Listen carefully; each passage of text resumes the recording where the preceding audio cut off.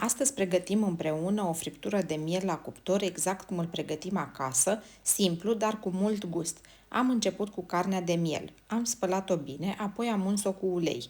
Am adăugat sare, piper și boia dulce, după care am masat totul foarte bine ca să intre condimentele în carne și să prindă gust din interior. Am acoperit carnea cu folie alimentară și am lăsat-o la frigider peste noapte.